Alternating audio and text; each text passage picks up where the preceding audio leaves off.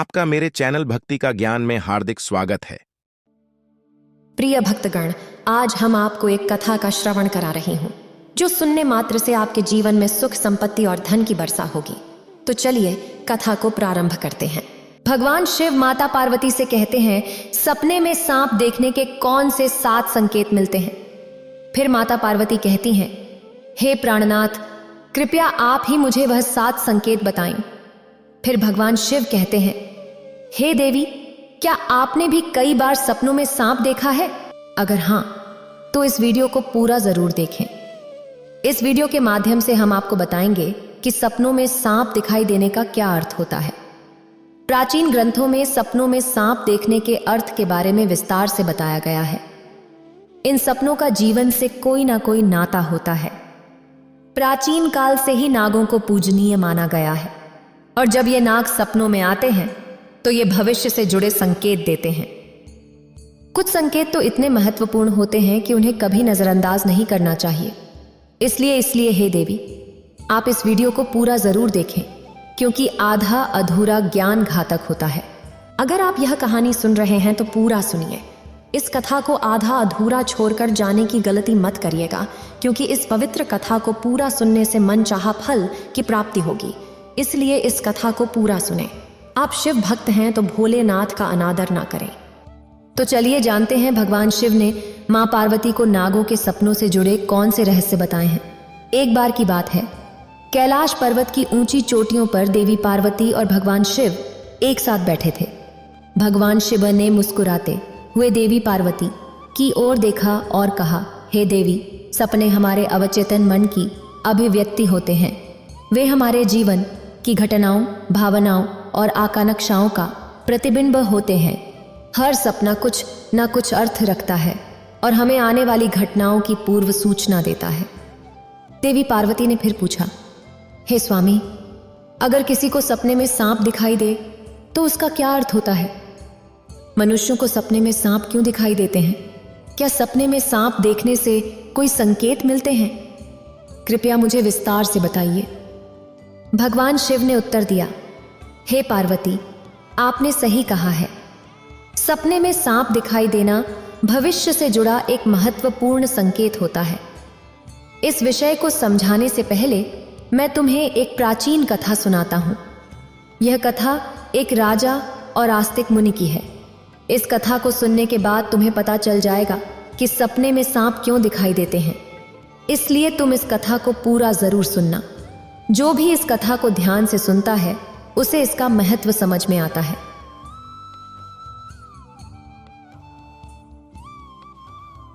उसे उसके सपनों का शुभ फल प्राप्त होता है। उनकी दरिद्रता दूर हो जाती है और आने वाले संकट भी टल जाते हैं। देवी पार्वती कहती हैं, हे स्वामी, मैं इस कथा को ध्यान से पूरा अवश्य सुनूंगी। कृपया आप मुझे वह कथा सुनाइए। तब महादेव देवी पार्वती को वह कथा सुनाते हैं। अब मैं आपको वह कथा सुनाने जा रहा हूँ। आप इस कथा को ध्यान से पूरा सुनिए, क्योंकि आप सपनों का गलत अर्थ भी निकाल सकते हैं। इसलिए इसे आधा अधूरा ना सुने। तो चलिए सुनते हैं वह कथा। प्राचीन समय में एक महान राजा था जिसका नाम देवदत्त था। राजा देवदत्त न केवल अपने पराक्रम और शौर्य के लिए प्रसिद्ध थे, बल्कि वे एक धर्मपरायण और न्यायप्रिय शासक भी थे। उनका राज्य विशाल और समृद्ध था और उनकी प्रजा उनसे अत्यधिक प्रेम और सम्मान करती थी। राजा देवदत्त का आचरण निष्पक्ष, सहृदय और करुणामय था। वे अपनी प्रजा की समस्याओं को ध्यानपूर्वक सुनते और उनका समाधान करने का प्रयास करते थे। वे नियमित रूप से यज्ञ और धार्मिक अनुष्ठान करते थे और भगवान शिव के परम भक्त थे। राजा देवदत्त की रानी का नाम सुभद्रा था। सुभद्रा अत्यंत सौम्य, बुद्धिमान और राजा की हर स्थिति में साथ देने वाली थी। राजा और रानी की कोई संतान नहीं थी, जिससे वे कभी कभी चिंतित रहते थे। फिर एक रात राजा देवदत्त ने एक बहुत ही विचित्र सपना देखा कि एक मरा हुआ सांप उनके पैरों के पास पड़ा हुआ है। महाराज इस सपने को देखकर बहुत ही भयभीत हो गए। जागने के बाद उन्होंने यह सपना रानी सुभद्रा को बताया। राजा देवदत्त ने चिंतित होकर रानी से पूछा, हे प्रिय, मैंने सपने में एक मरा हुआ सांप देखा है। इसका क्या अर्थ हो सकता है? रानी सुभद्रा ने राजा को दिलासा देते हुए कहा, हे स्वामी, सपने हमेशा किसी न किसी संदेश का प्रतीक होते हैं, किंतु सपनों का अर्थ जानने के लिए हमें किसी विद्वान ऋषि की सहायता लेनी चाहिए। तब महाराज अपने मंत्रियों को बुलाते हैं और कहते हैं, हे मंत्रियों, आज मैंने बड़ा ही विचित्र सपना देखा है। मैंने सपने में एक मरे हुए सर्प को देखा जो मेरे पैर के पास पड़ा था। इस सपने का क्या अर्थ हो सकता है? तुम सब जाकर पता करो। तब सभी मंत्रीगण जाते हैं और नगर में निवास करने वाले अनेक ऋषि मुनियों से पूछते हैं, लेकिन कोई भी उनके सपने का अर्थ नहीं बता पाया। तो वे लौटकर महाराज से कहने लगे, हे महाराज, हमारे राज्य में ऐसा कोई नहीं है जो आपके सपने का अर्थ समझ सके। फिर एक अन्य मंत्री महाराज के पास आया और कहने लगा, हे महाराज, हमारे राज्य के पास स्थित जंगल में मुनियास्तिक निवास करते हैं, जिन्होंने सर्पनाशक यज्ञ से समस्त नागों की रक्षा की थी, इसलिए उन्हें नागों का रक्षक माना जाता है। हमें उन्हीं के पास जाना चाहिए, वे ही आपके सपनों का अर्थ समझा सकते हैं। फिर महाराज देवदत्त ने आस्तिक मुनि के आश्रम पर जाने का निर्णय लिया।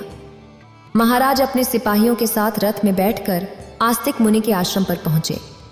आस्तिक मुनि ने महाराज का स्वागत करते हुए पूछा, हे राजन, मेरे आश्रम में आपका स्वागत है। कहिए, आपकी क्या समस्या है? किस कारण से आप हमारे आश्रम में आए हैं? महाराज देवदत्त ने कहा, हे मुनिवर, मैं आपके पास सहायता मांगने आया हूं। मैंने नागों का एक विचित्र स्वप्न देखा है और उसका अर्थ जानने के लिए आपके पास आया हूं। आस्तिक मुनि ने कहा, हे राजन, आपने सर्पों के विषय में जो भी स्वप्न देखा है उसे निःसंकोच होकर बताएं। सपने में सांप देखने का कोई ना कोई अर्थ अवश्य होता है, इसलिए जो स्वप्न आपने देखा है उसे विस्तार से बताएं। महाराज देवदत्त ने कहा, हे मुनिवर, कल रात मैंने एक विचित्र स्वप्न देखा। मैंने देखा कि एक मरा हुआ सांप मेरे पैरों के पास पड़ा हुआ था। कृपया मुझे इस स्वप्न का अर्थ बताइए। आस्तिक मुनि ने ध्यानपूर्वक राजा की बात सुनी और कहा, हे राजन, अगर सपने में आपको मरा हुआ सांप दिखाई देता है तो इसका मतलब है कि आपके जीवन की बाधाएं और संकट जल्द ही दूर होने वाले हैं। यह एक शुभ संकेत है, इसलिए आप चिंता मुक्त होकर घर जाएं। इसमें भयभीत होने वाली कोई बात नहीं है। महाराज देवदत्त प्रसन्न होकर आस्तिक मुनि को प्रणाम करते हैं और धन्यवाद देते हुए अपने राज्य में लौट जाते हैं। इस स्वप्न के फलस्वरूप कुछ दिनों बाद राजा देवदत्त के राज्य में दुश्मनों द्वारा पैदा की गई सभी समस्याएं और संकट दूर हो गए। राजा इस संकेत से बहुत खुश हुआ। अगले दिन रात को राजा देवदत्त को फिर से सांप का सपना आया। इस बार उन्होंने देखा कि वह एक बड़े सांप को पकड़ रहे हैं। जागने के बाद राजा ने तुरंत आस्तिक मुनि के पास जाकर पूछा, हे मुनिवर, मैंने सपने में देखा कि मैं एक बड़े सांप को पकड़ रहा हूं, इसका क्या अर्थ है? आस्तिक मुनि ने कहा, हे राजन, अगर आप सपने में सांप को पकड़ते हुए देखते हैं तो यह शुभ संकेत होता है। यह दर्शाता है कि आप भविष्य में अपनी मेहनत से धन संपत्ति प्राप्त करेंगे और उसे सही तरीके से इस्तेमाल करेंगे। कुछ दिनों बाद राजा ने एक बड़े युद्ध में विजय प्राप्त की और राज्य की संपत्ति में वृद्धि हुई। एक अन्य रात राजा देवदत्त ने सपने में देखा कि एक सांप उड़ रहा है। जागने के बाद राजा ने फिर से आस्तिक मुनि के पास जाकर पूछा, हे मुनिवर, मैंने सपने में एक उड़ता हुआ सांप देखा है, इसका क्या अर्थ है? आस्तिक मुनि ने कहा, हे राजन, अगर सपने में सांप उड़ता हुआ दिखाई देता है तो यह उन्नति और प्रगति का प्रतीक होता है। इसके बाद राजा के राज्य में व्यापार और कृषि में उन्नति होने लगी। कुछ दिनों बाद राजा देवदत्त ने सपने में बार बार काले रंग का सांप देखा। वह चिंतित होकर आस्तिक मुनि के पास गए और पूछा, हे मुनिवर, मैंने सपने में बार बार काले रंग का सांप देखा है, इसका क्या अर्थ है? आस्तिक मुनि ने कहा, हे राजन, अगर सपने में बार बार काले रंग का सांप दिखाई देता है तो यह काल सर्प दोष का संकेत है। हालांकि ज्योतिष शास्त्र में इसका निवारण भी बताया गया है। आस्तिक मुनि के निर्देशानुसार राजा ने पूजा पाठ किया और दोष से मुक्ति पाई। राजा देवदत्त का 5वां सपना। एक रात राजा देवदत्त ने सपने में हरे रंग का सांप देखा। जागने के बाद राजा ने तुरंत आस्तिक मुनि के पास जाकर पूछा, हे मुनिवर, मैंने सपने में हरे रंग का सांप देखा है, इसका क्या अर्थ है? आस्तिक मुनि ने कहा, हे राजन, अगर सपने में हरे रंग का सांप दिखाई देता है तो यह एक शुभ संकेत है और यह निकट भविष्य में आपके साथ घटने वाली किसी अच्छी घटना की ओर इशारा करता है। इसके बाद राजा के राज्य में अच्छी फसल हुई और प्रजा बहुत खुशहाल हो गई। राजा देवदत्त का छठवां सपना। एक अन्य रात राजा देवदत्त ने सपने में सफेद रंग का सांप देखा। जागने के बाद राजा ने तुरंत आस्तिक मुनि के पास जाकर पूछा, हे मुनिवर, मैंने सपने में सफेद रंग का सांप देखा है, इसका क्या अर्थ है? आस्तिक मुनि ने कहा, हे राजन, सपने में सफेद रंग का सांप दिखाई देना भी शुभ संकेत है, जिससे धन की प्राप्ति होती है। कुछ दिनों बाद राजा को एक अज्ञात स्रोत से बहुत सारा धन प्राप्त हुआ। राजा देवदत्त का सातवां सपना। एक रात राजा देवदत्त ने सपने में देखा कि एक सांप डरकर भाग रहा है। जागने के बाद राजा ने तुरंत आस्तिक मुनि के पास जाकर पूछा, हे मुनिवर, मैंने सपने में एक सांप को डरकर भागते हुए देखा है, इसका क्या अर्थ है? आस्तिक मुनि ने कहा, हे राजन, अगर सपने में सांप को किसी से डरकर भागते हुए देखते हैं तो यह एक अशुभ संकेत है। यह दर्शाता है कि आपको आपके शत्रुओं से धोखा हो सकता है। कुछ दिनों बाद राजा के एक करीबी मंत्री ने उन्हें धोखा दिया, लेकिन राजा समय रहते सतर्क हो गए और उन्होंने उस मंत्री को कैद कर लिया और दंड दिया। यह राजा देवदत्त का आठवां सपना था। एक अन्य रात राजा देवदत्त ने सपने में देखा कि एक सांप उन्हें काट रहा है। जागने के बाद राजा ने तुरंत आस्तिक मुनि के पास जाकर पूछा, हे मुनिवर, मैंने सपने में देखा कि एक सांप मुझे काट रहा है, इसका क्या अर्थ है? आस्तिक मुनि ने कहा, हे राजन, अगर सपने में सांप आपको काटता है या आपका पीछा करता है तो यह किसी अशुभ घटना की सूचना होती है। कुछ दिनों बाद राजा को एक गंभीर बीमारी ने घेर लिया, लेकिन वे मुनि के आशीर्वाद से ठीक हो गए। एक रात राजा देवदत्त ने 9वां सपना देखा। राजा देवदत्त ने सपने में नाग नागिन का जोड़ा देखा। जागने के बाद राजा ने तुरंत आस्तिक मुनि के पास जाकर पूछा, हे मुनिवर, मैंने सपने में नाग नागिन का जोड़ा देखा है, इसका क्या अर्थ है? आस्तिक मुनि ने कहा, हे राजन, अगर सपने में नाग नागिन का जोड़ा दिखाई देता है तो यह संकेत है कि आपके पूर्वज आपको सूचना दे रहे हैं कि आपको अपने कुल देवी देवता की उपासना करनी चाहिए। राजा ने मुनि के निर्देशानुसार कुल देवी देवता की उपासना की, जिससे उनके राज्य में सुख शांति बनी रही। राजा देवदत्त का 10वां सपना। एक रात राजा देवदत्त ने सपने में सांप के बच्चे देखे जो उनके सिंहासन पर बैठे हुए थे। जागने के बाद राजा ने तुरंत आस्तिक मुनि के पास जाकर पूछा, हे मुनिवर, मैंने सपने में देखा कि सांप के बच्चे मेरे सिंहासन पर बैठे हुए हैं, इसका क्या अर्थ है? आस्तिक मुनि ने कहा, हे राजन, अगर सपने में सांप के बच्चे दिखाई देते हैं और वे आपके सिंहासन पर बैठे हुए हैं तो यह संकेत है कि आपके घर में जल्द ही संतान का आगमन होगा। आपका पुत्र महान बनेगा और आपके राज्य का उत्तराधिकारी होगा। कुछ महीनों बाद रानी सुभद्रा ने एक पुत्र को जन्म दिया। वह पुत्र बड़ा होकर एक महान राजा बना और अपने पिता के राज्य का उत्तराधिकारी बना। राजा देवदत्त का 11वां सपना। एक रात राजा देवदत्त ने सपने में सांप और नेवले की लड़ाई देखी। जागने के बाद राजा ने तुरंत आस्तिक मुनि के पास जाकर पूछा, हे मुनिवर, मैंने सपने में सांप और नेवले की लड़ाई देखी है, इसका क्या अर्थ है? आस्तिक मुनि ने कहा, हे राजन, अगर सपने में सांप और नेवले की लड़ाई होते हुए देखते हैं तो यह इस बात का संकेत है कि आपके सामने आपके गुप्त शत्रु का खुलासा हो जाएगा और उसके साथ आपकी लड़ाई भी होगी। कुछ दिनों बाद राजा के गुप्त शत्रु का पर्दाफाश हुआ और राजा ने उसे परास्त कर दिया। राजा देवदत्त का 12वां सपना। एक रात राजा देवदत्त ने सपने में देखा कि एक सांप शिवलिंग से लिपटा हुआ है।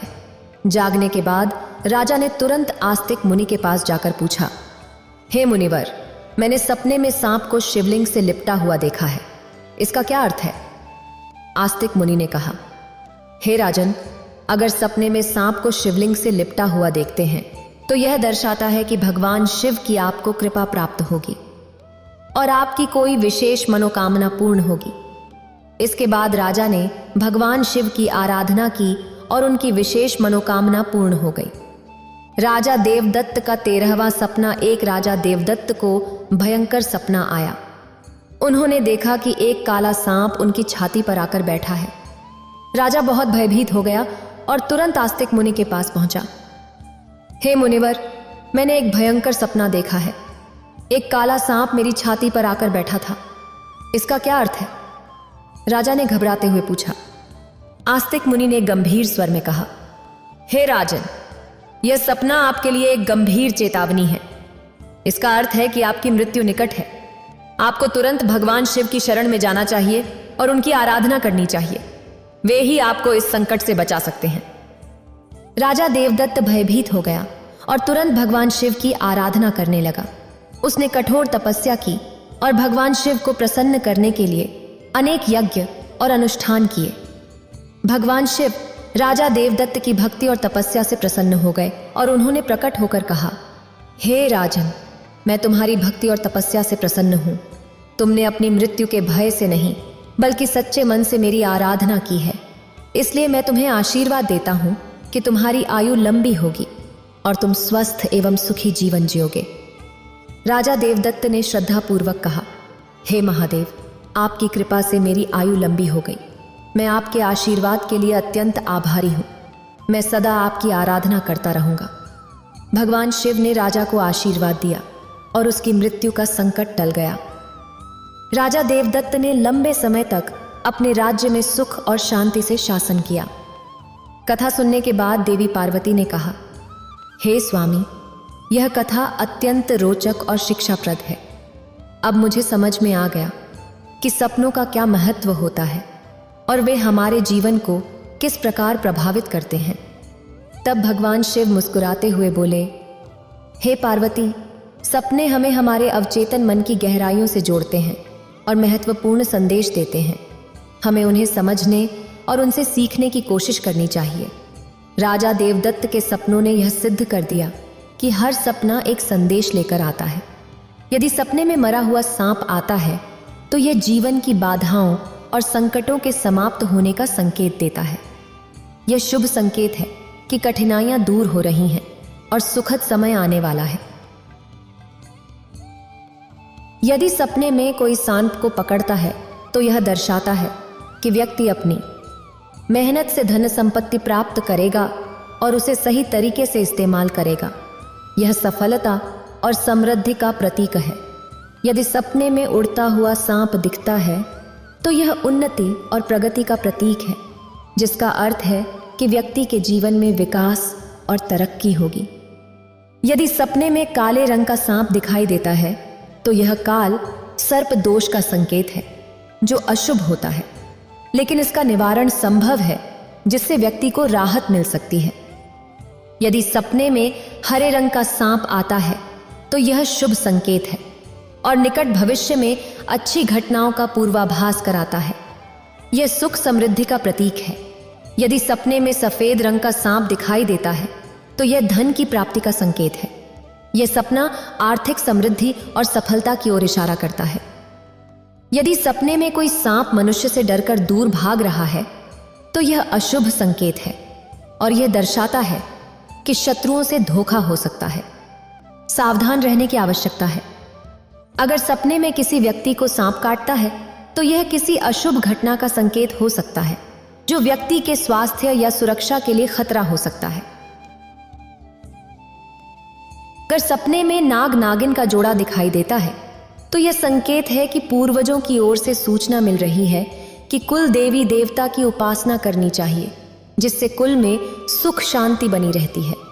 अगर सपने में कोई सांप सिंहासन पर बैठा हुआ दिखाई देता है तो यह सपना आने वाली संतान के संकेत देता है, जो महान बनेगा और राज्य करेगा। यह शुभ और उत्साहवर्धक सपना है।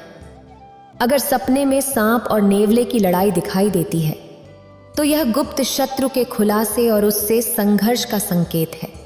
व्यक्ति को सतर्क रहना चाहिए और अपने शत्रुओं का सामना करने के लिए तैयार रहना चाहिए।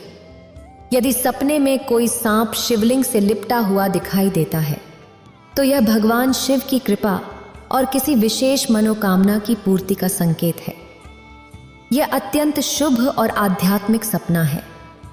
यदि किसी व्यक्ति को कोई काले रंग का नाग छाती पर बैठा हुआ दिखाई देता है तो यह निकट मृत्यु या गंभीर संकट का संकेत है। इससे व्यक्ति को भगवान की शरण में जाकर उनका आशीर्वाद प्राप्त करना चाहिए। मोहन एक शहर में मजदूरी का काम करता था। घर में उसकी पत्नी शांति और बेटा पुनीत था। एक दिन मोहन जब शाम को घर वापस आया तो शांति ने कहा, सुनो जी, पुनीत अब बड़ा हो गया है, इसे किसी अच्छे स्कूल में दाखिला दिला देते हैं ताकि ये पढ़ लिख कर बड़ा आदमी बन जाए, इसे हमारी तरह मजदूरी ना करनी पड़े। मोहन ने कहा, वो सब तो ठीक है, लेकिन इसके लिए बहुत पैसों की जरूरत होगी। शांति ने जवाब दिया, मेरे पास सोने के कंगन हैं, आप उन्हें बेच दीजिए। कुछ दिन बाद सोने के कंगन बेचकर मोहन ने पुनीत का एक अच्छे स्कूल में दाखिला करा दिया। अगले दिन तीनों भगवान शिव के मंदिर पहुंच गए। हे भोलेनाथ, हमारे बच्चे को आशीर्वाद दो। ये आज पहले दिन स्कूल जा रहा है, ये पढ़ लिख कर बड़ा आदमी बन जाए। पुनीत हर दिन स्कूल जाता और मन लगाकर पढ़ाई करता था। एक दिन पुनीत घर वापस आया और उसने कहा, माँ, हम इतने गरीब क्यों हैं? मेरे स्कूल में सभी बच्चे बहुत पैसे वाले हैं। शांति ने समझाया, बेटा, ऐसा नहीं कहते। भगवान जी जिस हाल में रखें उसी हाल में सुखी रहना चाहिए। पुनीत ने कहा, नहीं, मैं आज भगवान से बात करूंगा। यह कहकर वह भगवान शिव के मंदिर पहुंच गया। भगवान, मुझे भी पैसे वाला बना दीजिए ताकि मेरे घर में भी वो सारी सुविधाएं हों जिनसे लोग आराम से रहते हैं। फिलहाल तो गर्मी से बचने के लिए एक ऐसी चाहिए। शाम को पुनीत मोहन से कहता है, पापा, मैंने शिवजी से कह दिया है, वे गर्मी से बचने के लिए एसी भिजवा देंगे। कुछ दिन इसी तरह बीत जाते हैं। एक दिन पुनीत फिर से मंदिर पहुंच जाता है। भगवान, मैंने आपसे एक चीज मांगी थी, अब आप वो भी नहीं दे पाए और बाकी सबको आप बिना मांगे सब कुछ दे देते हैं। मुझे गर्मी में रहना अच्छा नहीं लगता, इसीलिए आज फिर से कह रहा हूं, फिलहाल एक ऐसी भिजवा दीजिए।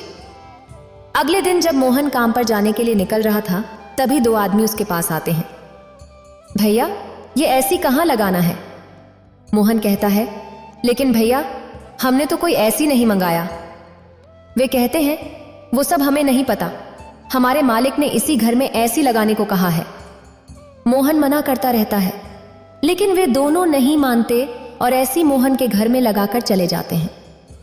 पुनीत स्कूल से वापस आता है। मोहन कहता है,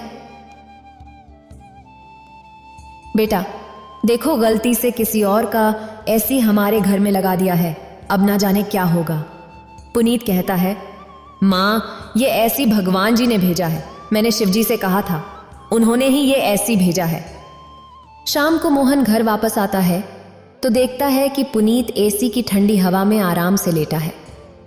शांति, मैंने मना किया था एसी चलाने के लिए, ना जाने किसका एसी है, गलती से हमारे घर लगा दिया है।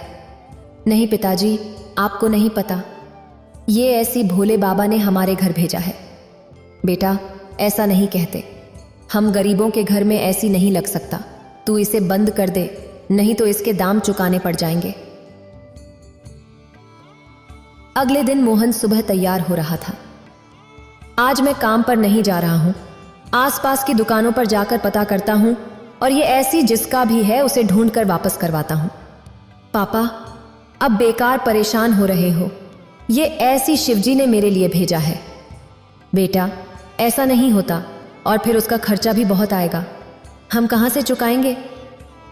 पुनीत बिना कुछ कहे स्कूल चला जाता है।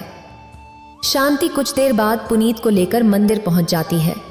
शांति और पुनीत दोनों घर वापस आ रहे थे, तभी रास्ते में एक सेठ जी दिखाई देते हैं। गर्मी के कारण मेरी तबीयत बहुत खराब हो रही है, क्या आसपास कोई ऐसी जगह है जहां कुछ देर ठंडक मिल सके?